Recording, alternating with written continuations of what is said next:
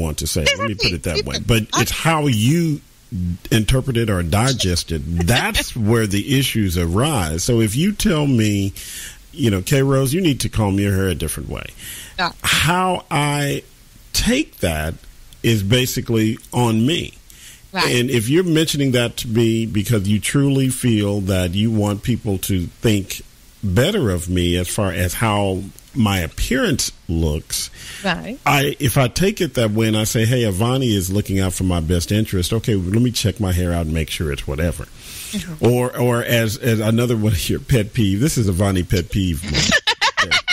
But another one of your moments is if you see K-Rose and his hands are a little dry. But that's right. But we've talked about it before. So people go back and listen to some of the podcasts and listen to some of the shows, and you'll know what we're talking about in detail. But if Kenneth's hands are a little dry, and you can say it to me in a way to where it's acknowledged, and I know that, okay, I need to go and moisturize. But if you come at me like, hey, what's happening? You've been, cooking chicken and flour? Your hands look horrible. It's a way to tell me that without me having an adverse reaction to how you told me. Right. But the outcome is still the same. I still want you to go. Right. The outcome is the same. But men have this. Men are dumb. Let me start off by saying that. I didn't say that. Okay. I did. Men are dumb. And men I do not fall in the trap anymore. If a woman asks you if something fits or how does it look. You said a trap. It is a trap, and the best thing to say, in my opinion, is, and it works sometimes it doesn't. Well, what do you think? That's what I'll say. Hey, yeah, but what do you think? Answer a question with a question. Oh, yes, you can. Because you can, and then I'm honest about it. It's like, how do you feel about it, or what does it look like to you? But I don't give any definitive anything unless it's something where a boob is popped out or something. You could have been like, okay, you need to just put that away. Right. If it's something that's just kind of ridiculous. But other than that, I'm very mild-mannered, and it's like, okay, well, what do you think? I don't say it's good. I don't say it's bad. I don't do highs. I don't do lows. Unless they're high on it. And if they're high on it and it looks nice, I'm high on it, and I'm really over the moon. Yeah, you will. Absolutely. That's my cue. If they're really excited about it, and it's not a excitement that they shouldn't have because it looks bad too, because then you get caught in the other trap. Well, everybody told me this looked horrible. Why didn't you tell me? Yeah, but it's not your fault. Well, it is your fault at that point. Well, yeah, but I mean, it wasn't your fault that you felt that you couldn't say it because then you didn't want to start World War X, did you? So, well, but sometimes you need to start the battle so there won't be a war. And so if Avani comes to me and she's got on something that is just like, wow, I'm going to say it. If I come to you and I've got on like that commercial, the guy in the commercial with the hot pants and all that kind of stuff.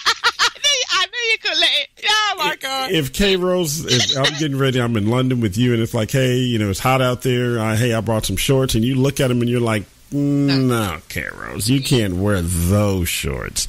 I would rather you say that to me than me walking the streets of London and having people give me these weird looks.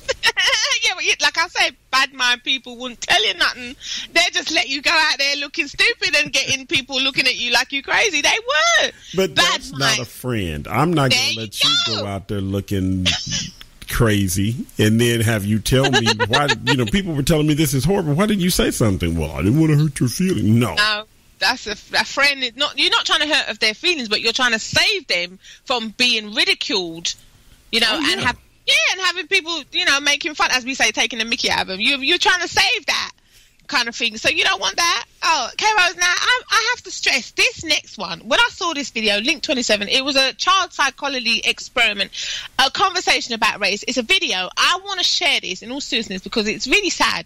And it just goes to show, it's short, but it goes to show that if children do not feel good about themselves, as we were saying, from a young age, it can definitely contribute toward and lead to stress, depression, mental health issues later on in life. Because when I saw this video, it's basically they're asking children, all black children, male and females, they're saying to them, which doll is the good doll? And they've got a black doll and a white doll. And the poor baby is choosing the white doll as a good doll. And then they'll say, which doll looks like you? And you can see that the little girl did not want to say the black doll. because she didn't. You could see on her face, she's like, I don't like the black doll, but that is the one that looks like me, and so on and so on. And you think, oh my God, again, people, you have to watch this. I saw it and I was like, poor little babies. Now look at, if you see the age of these kids, they can't be no more than 3 or 4 or something like that. And they're asking them, which is the good doll, which one is the ones that looks like you, which is this and which is that, and you just think, oh my God. And you can see on their faces that they are already stressed about having to answer these questions, and knowing that because you know children, innit, they will normally tell you the truth, and you just can see that they don't want to face these questions because they feel so, not confident in themselves. And you just think, oh my God, if they're feeling like that at that age, what are they going to be feeling when they're 8, 10, 12, 16, if they're still having these things manifested, like, oh, the good doll is this and you're not a good child, this is this and you're not it. So basically everything that's good and nice and great, they have been having it reinforced. I don't know how, but they've been having it reinforced in them that they are not that kind of thing. And you just think, oh my God. I found something, Kara, as you know, I seem to have kind of got a little bit crazy with the quotes lately. But I saw this picture quote and I just thought, I have to share this with you. It says, don't tell her she's pretty for a dark-skinned girl. Dark skin is not a badge of shame, but rather a glorious masterpiece created by God himself. Basically, don't let society label you. And I am sharing it with you, K-Rose, because I've put this in my post, people, just to let you know. Because I was not happy. I thought, oh my God, the things that people do, and you don't even realise that little kids of such a young age are already being affected by it. Do you know what I mean? I was shocked. But that's backhanded compliment. I mean, I looked at it and I thought, my God, this is why we need to instill confidence in our kids from a young age. Because if they can feel better about themselves from small, going and you keep reinforcing it, obviously, then that's what they grow up knowing that they are beautiful and they believe in themselves and they've got positive reinforcement about it, and then they be able to say, yes, I can succeed in life. Do you know what I mean? Rather than, oh no, you're that doll. If you're not that doll, basically you're not good. If you're not that doll, you're not pretty. If you're not that doll, you'll never do anything. How? Imagine that. But it's what we absorb and what we take in and what we hear. That's who we become, or that's who we are. Well, yeah. And so we have to change that, but you have to acknowledge it to change it. So if you never acknowledge that there's something wrong, you never think there's anything wrong. Yeah, but people are so depressed and stressed out that every breath they take, it gets to the point where breathing literally is just painful. They're just like, I'm alive, but am I alive or am I just breathing? Literally, I'm sort of like, when they say you're living, or are you just surviving? Are you just sort of you're just going through the motions of being in the world kind of thing? That's not a life. If you're so unhappy and depressed all the time. I mean, obviously things happen and people get a bit down and stuff. But no, when this is grabbing hold of you for weeks, months, even years at a time, this is when you know this ain't no life. That's not a life that I would want to live. Don't you think you get to the point to where you think that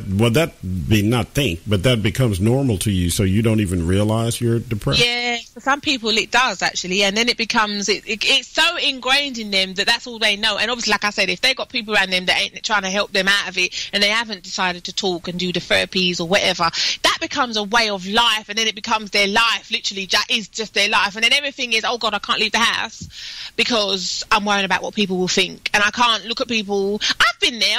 There was one time I was so depressed, Kara, I used to go shopping at night because I just didn't want to see anybody, and I thought, I don't want to deal with all the drama. And when in fact, no, I don't even think our supermarket opens late at night anymore, but they used to be open like 24 hours. And you could go shopping at like 2 o'clock in the morning, and it's really quiet then, isn't it? And I remember thinking, that's when you know you're depressed. If you're getting to that point where you're leaving the house, or you're not leaving the house at all, and you only want to do things when it's going to be quiet because you don't want to deal with the noise and you don't want to deal with people, and you get to that point where you're not leaving the house at all, or it's taking you all day to get dressed, or you're not getting out of bed.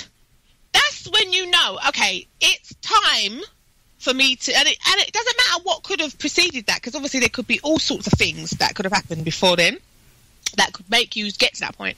But if you're looking at it and you're thinking, oh my God, I really am stressed, but I don't want to tell people that it's taking me all day to get out of bed, and I don't want to tell people that I'm going shopping in the middle of the night because they're going to think I'm crazy. Well, and you ain't crazy. But you mentioned earlier in the show, you start to heal yourself when you do acknowledge those things to yourself and to other people. But while you're in that state, there's no way that K. Rose tells someone, I've been thinking about just ending my life. I have not been at a state like that. Like several years ago, I was at that point. Everybody gets, not everyone, but there are points when you're low. Let me put it that way. I'm not saying you're really low. To that, but I didn't have the thought that was a serious, I want to go from this earth moment.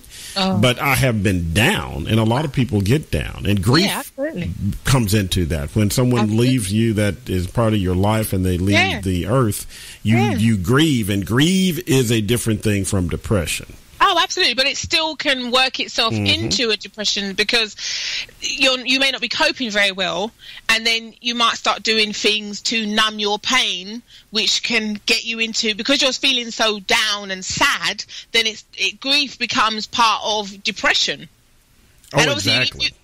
And if you get stressed out because certain things start coming on top of you because you're not coping already because you're grieving, then you become depressed because you're sad because you're grieving. But because you're not coping, if you start missing, I don't know, bills, payments and stuff like this, then you start getting, God knows what, the letters, the phone calls, and then unfortunately you might start getting the bailiffs coming round and all that type of stress because you can't handle what you're doing. Because obviously you're in a depressive state of mind. It's a cycle, isn't it? Right. It combines. It's basically something where one thing can cause the other. So you really have to acknowledge the fact that it's real. So let's say that again, grief and depression, especially depression, is a real emotional state that needs to be acknowledged and needs to be worked on. Just like you have the flu, just like you have hay fever, just like you cut yourself, depression is something that you need attention for. Absolutely. I mean, you look around and you think to yourself, see, this is the beauty of the Ask Avani show. I love the fact that we can talk and we can talk about anything we want, and we know that people out there are engaging with us in the topics that we talk about, because this is everyday life. And if we can sit here and say, okay, we've been through this and we know someone who's been through that and blah blah blah blah blah, we are showing that we obviously are human, but it's helping someone. Even if we only help one person today to be able to say to whoever it may be, even if they don't, like I said earlier, even if they don't actually come out and say it, orally say it, okay, I need your help. But they may decide to, as you said, you tweet it, you whatever. Call me, please, I need to talk to you. Email it, I need to speak to you. Phone them up, whatever it is. Because technology, as far as I'm concerned, is supposed to help you communicate as well. And if it's helping you communicate, especially if it's someone on the other side of the world or whatever, that's a beautiful thing. And that person may not have realised that you were struggling with whatever you're struggling with. And they would be like, well, why didn't you tell me? And you'd be like, well, I just felt that maybe I shouldn't bother you. Especially if it's like, for example, a parent that wants to talk to their child who's moved to Australia or somewhere far. And they don't feel like, I don't really want to burden them with it because they've got their own life. But the child would, for example, obviously the child is an adult now. So they'll be like, yeah, but I'm, just because I'm wherever, I still want to know when you need to talk to me. I still want to know this. We can Skype, we can Facebook, whatever. To me, that part of technology has opened up the world and brought us all closer together. So why not use whatever you can, whatever tools you have, to be able to say, I need to talk. And even if, because I tell you, well, I know this for a fact, as we've said in it, K. Rose. I get people coming up to me and asking me all sorts of stuff. All right, they may not listen, but I know I've helped them because they've gone off.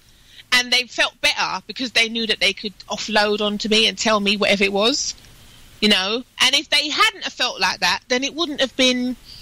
Then you're not. You know, you're not a good friend.